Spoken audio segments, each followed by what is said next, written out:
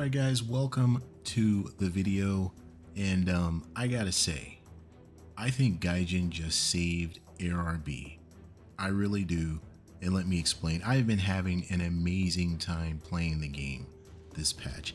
This was a small update, but what we did get was worth its weight in gold.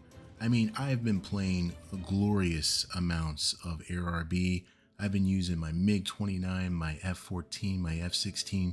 I've been using them the way they are meant to be used. Big open spaces. I mean, I can't remember the last time I enjoyed ARB like I am right now. Probably when I first unlocked my first jets. That's when I was happy. But the mode frankly has gotten stale, and I think Gaijin just saved it. Maybe they weren't even trying. This could be a complete fluke.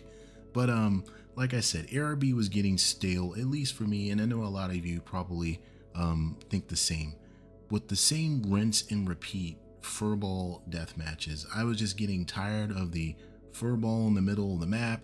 Maps are so small, everybody rushes in, match is over, or you get blown up, and you really didn't get to do anything. I know, I mean, maybe it's a skill issue, maybe, I don't know. But what Gaijin has just done, to me, it's totally rejuvenated aviation for me.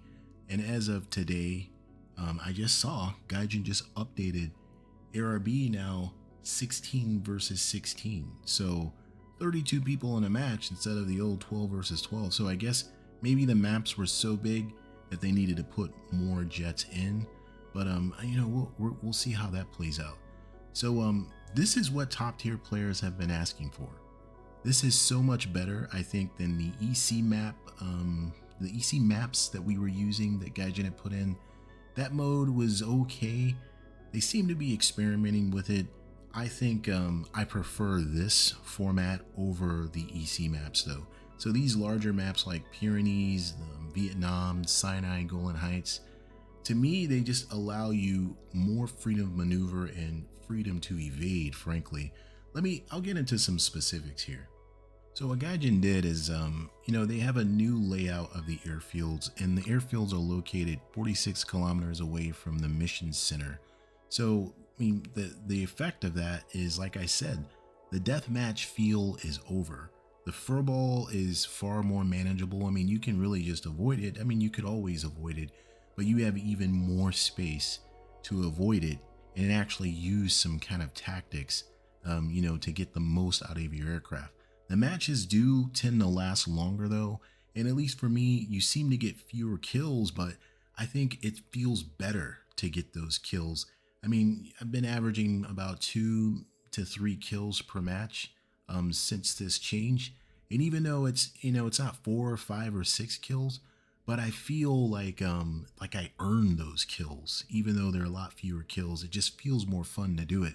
And you can actually get some decent 1v1s with no interference. There's like no third party interference. So like you can get off to like parts of the map that are just isolated, and it's just you versus the other guy. There's nobody coming to save him. There's nobody coming to save you. And I kind of love that. I like that. And the maps where they've made this specific change are the Golan Heights, Vietnam, Sinai, the Moscow map, which I don't think I've seen yet, and then the Pyrenees, which I've seen a couple of times and I actually really like that map. Alright, so if you're like me and you're a player that's been asking for this for a while, you kind of already understand the benefits, but to somebody who's on the outside looking in, maybe not so familiar with ARB, what are the benefits of this format like over what we used to have? So now you actually have time to like set up your aircraft, set up your radar, set up your tactics, see, you know, get a combat spread of everybody spreading out, seeing what your teammates are going to do, how they're going to support you or not support you. Like, so if your scheme of maneuver is not going to be supported by the team, maybe you ought to flex to something else. But the main benefit here is, you know, every aircraft has a unique radar set. So some radars are better than others at certain things. So you definitely get to use your radar to the fullest extent, really. You get to use your missiles to the fullest extent. Like like the R-27ER, some of those semi-active radar homing missiles, like the Sparrows, you know, versus maybe like an active radar missile like the Phoenix. Some of those have really long ranges, and you can really reach out and touch somebody. I found that the F-14, for example, with a 4 Phoenix loadout now, is really quite the monster on these larger maps. You can really use the aircraft way more effectively than you ever did before. Another benefit is speed. You can get high speed, get up to altitude. I love this new mechanic where you get contrails now. So cons start at certain altitudes. It kind of balances it out a little bit. The enemy can see those cons in the distance and even orient onto you and lock onto you that way. So this is another indirect way where, Gaijin just made the game way more immersive. Like, you get up the high altitude now and you start conning. That's another way the enemy can acquire you. You're going to have to make some trade-offs, and it's going to drive your tactics, which makes the game way more fun. And I think one of the major benefits of this change is that non-air superiority aircraft now have way more freedom to do something in an ARB match without immediately being pounced on or found by another plane, because you happen to get within spotting distance. So, I've seen lots of tornadoes like down low, doing what the tornado is supposed to do. Here are GR7s down there doing their good work. So it's been a good boon for non-air superiority aircraft. You got, people who want to do the air-to-air mission. You got people who want to do the air-to-ground mission.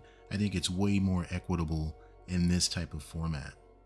So I may have alluded to it already, but you definitely get to use more advanced tactics in this type of format. Stealthy approaches are now a thing. You can use your infrared search and track to greater effect, especially as something maybe like an R-27T. You can work with a teammate to decimate the enemy, especially if you and your teammate can, divide up the airspace and allocate your radars to the search volumes that are most effective for you. So it opens that up as well. Now when you, like, for example, crank, now cranking feels way more like effective and viable. You shoot your missile off, crank to the left or right, and it actually is working now because you have more space. You don't run into the airspace or the map border, it blinking telling you get back into the airspace. So taking those long range shots now, you actually have the room to maneuver and I think increase the probability of kill of your shot. And one of the last benefits before I move on to where I think Gaijin can expand on this is you get to stay alive a lot longer. I know a lot of people out there, your time of usefulness in the game is probably pretty low and then you're gone. But with these new maps, you do seem to last a lot longer in the game, especially if your team doesn't get overrun immediately. It's been pretty good. So where can Gaijin go from here? I think they can expand on this and to, right now it's pretty unscripted. I think they could go even more specific and deeper with more of a scripted type of mode. For example, like a DCA mission or a defensive counter air where you have to literally defend your airfield from the enemy, right? From enemy strike aircraft, or have a defense, high value aircraft defense. Maybe defend your AWACS, which is in an orbit behind you, or maybe, defend the tanker tracks that are behind you, something like that. Gaijin can go anywhere they want to. They could be very realistic with it, or they could be kind of arcadey with it, however they want to do it. But I think those kind of mission sets would be interesting for players. Another mode too that they could expand off of this could just be simple strike interdiction missions where, even if the aircraft were AI controlled, that were going in to actually do the interdiction mission and all you had to do was defend them, it'd be kind of hard for Gaijin to, put in dedicated air-to-air players and dedicated air-to-ground players without some kind of queuing issue. So maybe that's way off, but I don't know, maybe they can make it work. But one that I'm actually looking forward to, and actually one of the members of my audience had brought this up, and this was maritime strike missions. So we have the aircraft in the game to do maritime strike, especially with the tornadoes that came in, the Marine Flieger ones. They're able to launch the anti-ship missiles. I think that could work. Some kind of maritime strike, especially since we have navalized aircraft in the game. It could be doable.